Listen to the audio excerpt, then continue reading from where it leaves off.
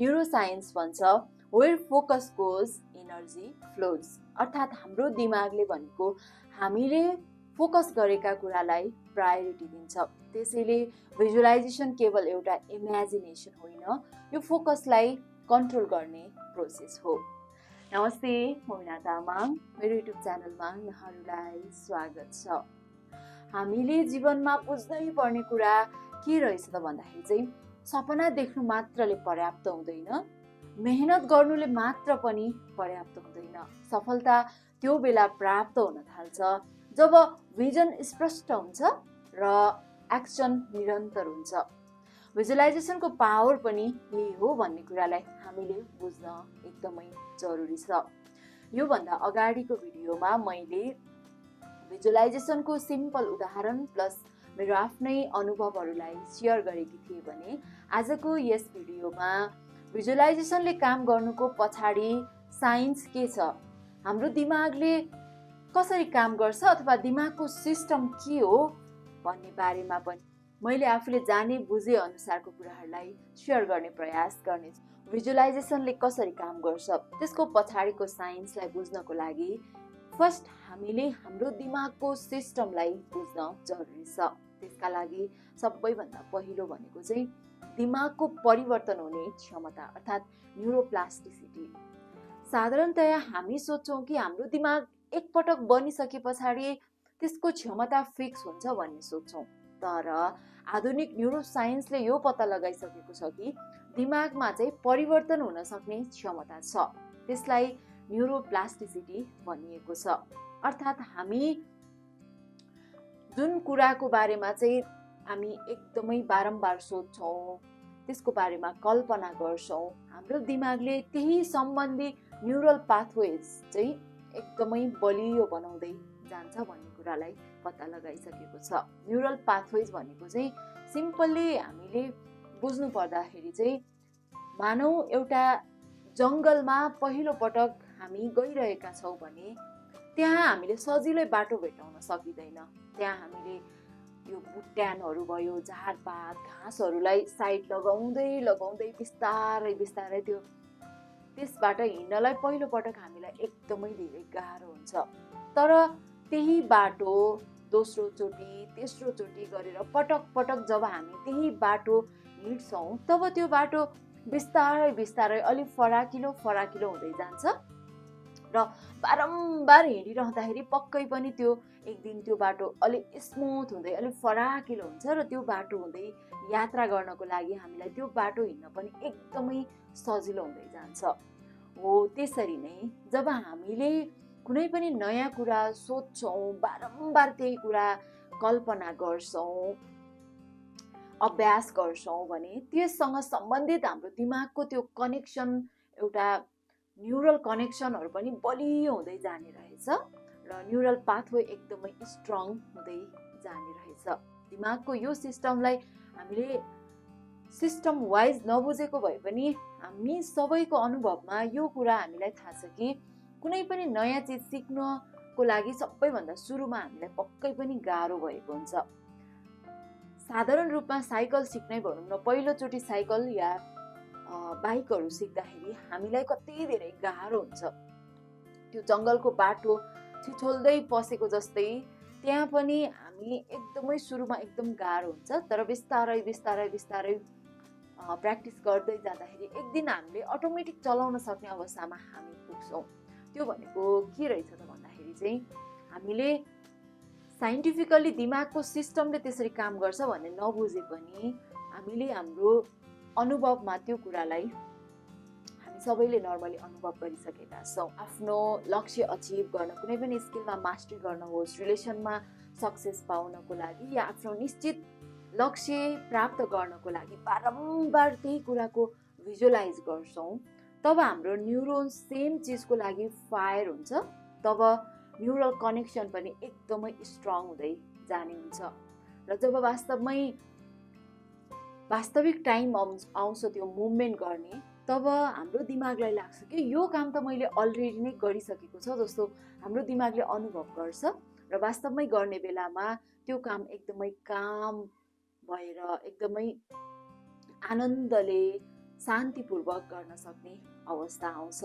Michael फिलिप्सले चाहिँ आफ्नो 200 metre butterfly race गर्नु अगाडि चाहिँ 500 पटक स्विम चाहिँ दिमागमा गरिसकेको थियो र जसले गर्दा चाहिँ जब एक्चुअल स्विम गर्ने बेला आयो त्यो बेला त्यो एक्सपिरियन्सको लागि उसको दिमाग एकदमै रेडी भइसकेको थियो।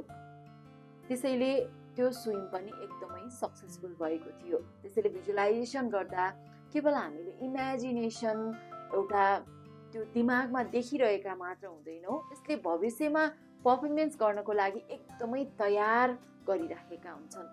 अर्को भनेको चाहिँ ध्यान केन्द्रित गर्ने सिस्टम अर्थात् रेटिकुलर एक्टिभेटिङ सिस्टम रास।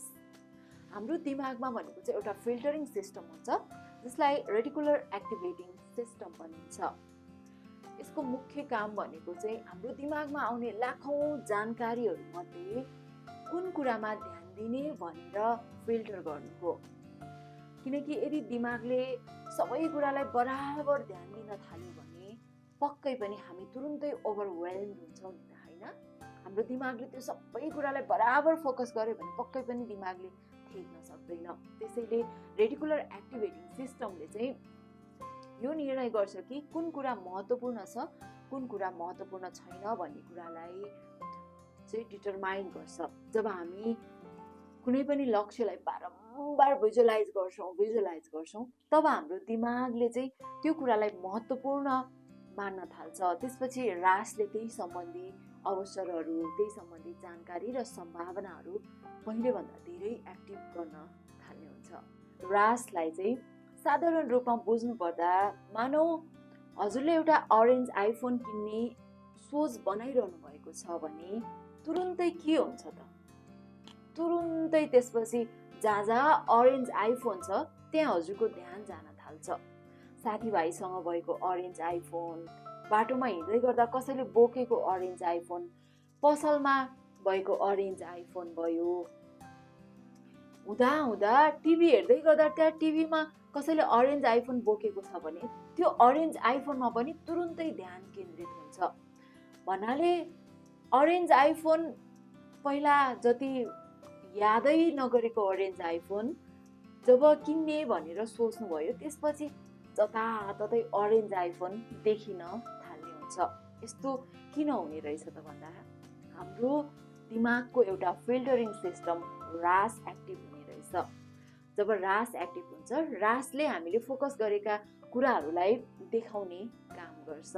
अथवा अर्को उदाहरण भनौँ, यदि मानौ तपाईँले रातो कलरको स्यान्ड्रो किन्ने भनेर सोच्नु भयो भने अब के हुन्छ त? तुरुन्तै बाहिर निस्किने बित्तिकै जब रोडमा पुग्नुहुन्छ तब रातो स्यान्ड्रोहरू नोटिस गर्न थाल्नुहुन्छ के को साथीले रातो स्यान्ड्रो चढ्नु भएको छ, बाटोमा कुनै घुम्तीमा जाम पर्दाखेरि रातो स्यान्ड्रोमा ध्यान जाने, कतै सडकमा यति धेरै रातो स्यान्ड्रो नोटिस गर्न थाल्नुहुन्छ। त्यो रातो स्यान्ड्रो त अगाडि पनि रोडमा त्यति नै थियो तर कहिले पनि ध्यान दिएको थिएन र त्यो कहाँ छ कि छैन भन्ने पनि याद थिएन।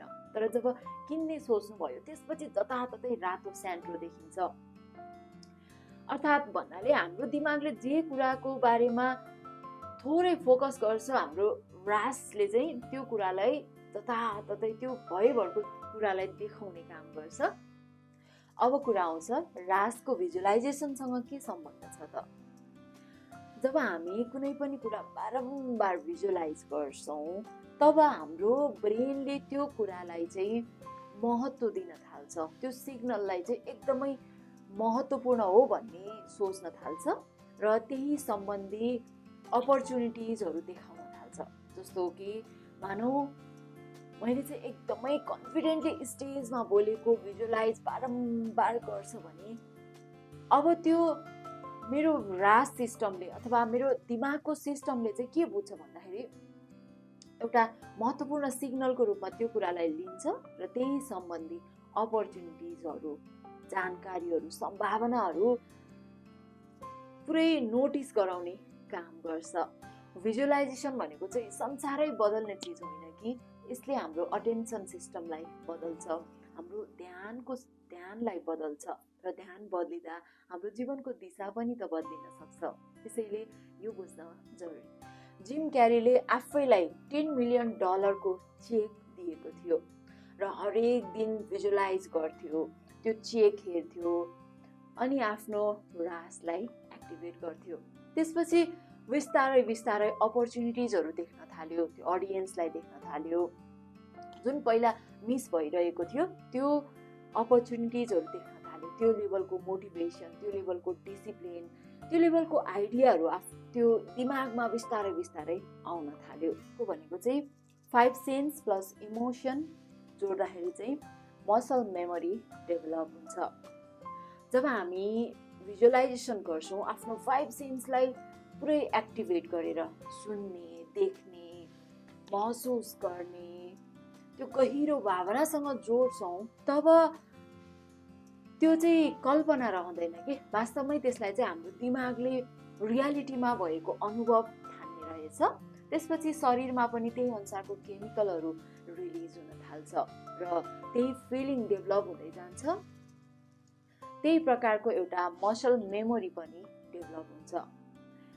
अर्थात् हाम्रो ब्रेनले भनेको चाहिँ रियल र 5 सेन्सलाई एक्टिभेट गरेर डिप इमोसनको साथमा गरेको एकदमै डिटेलमा गरेको भिजुअलाइजेसन एउटा इमेजिनेसनको बिचमा फरक छुटाउन सकिँदैन।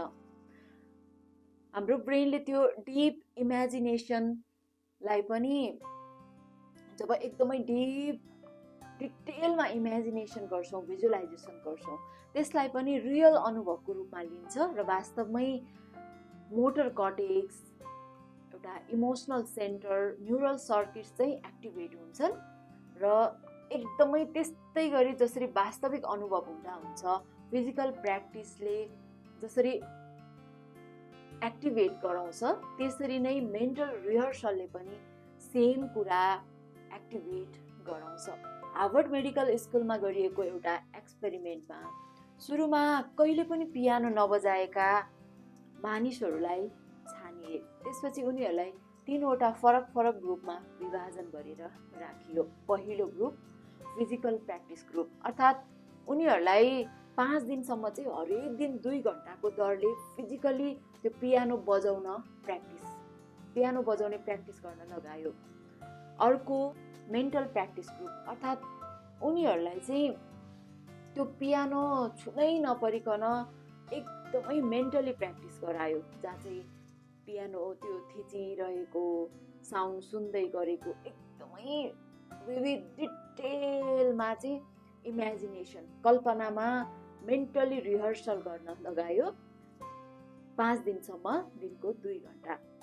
र अर्को ग्रुप जो चाहिँ नो प्र्याक्टिस ग्रुप, अर्थात् उनीहरूलाई चाहिँ मेन्टली फिजिकली केही पनि प्र्याक्टिस गराएन, उनीहरूलाई यत्तिकै 5 दिनसम्म यत्तिकै छोडिदियो। 5 दिनपछि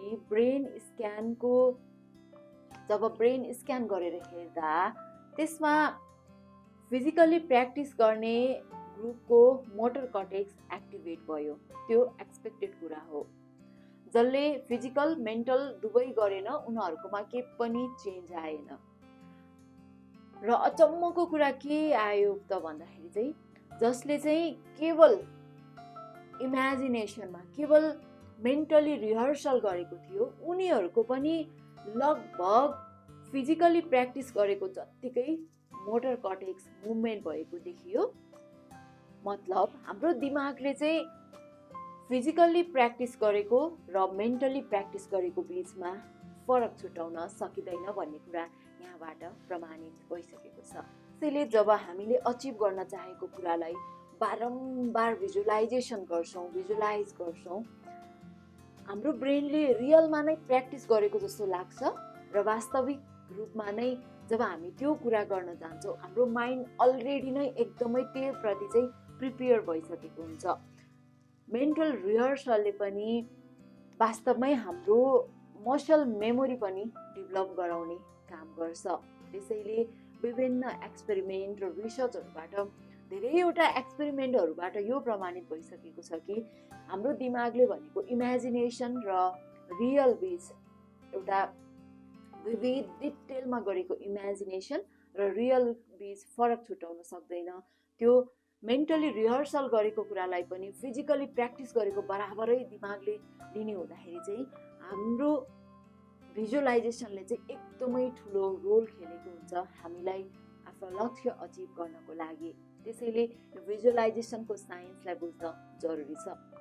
भिजुअलाइजेसन पछाडिको यो गहिरो साइन्सलाई बुझ्दै गर्दा पक्कै पनि हामीले यो बुझ्न सक्छौँ कि भिजुअलाइजेसनको पावर कति धेरै रहेछ भन्ने कुरालाई हामीले सजिलै बुझ्न सक्छौँ, अनुमान लगाउन सक्छौँ होइन। मेन्टली प्र्याक्टिस गर्दा पनि फिजिकल प्र्याक्टिस गरेको जत्तिकै हाम्रो दिमागमा एउटा मोटर कर्टेक्स मुभमेन्ट हुन्छ भनेपछि हामीले यो पावरलाई किन एप्लाई नगर्ने त होइन। त्यसका लागि हामीले भिजुअलाइजेसनको सही विधिलाई सही तरिकाले कसरी गर्ने आफ्नो लक्ष्य अचिभ गर्नको लागि भन्ने कुरा सिक्न पनि त्यति नै महत्त्वपूर्ण हुन्छ। र आउने भिडियोमा मैले बुझे अनुसारको भिजुअलाइजेसनलाई सही तरिकाले कसरी गर्ने, त्यहाँ हामीले गर्न सक्ने मिस्टेकहरू के हुन सक्छ जस्ता यावत विषयहरूलाई लिएर अर्को भिडियो लिएर आउने नै छु।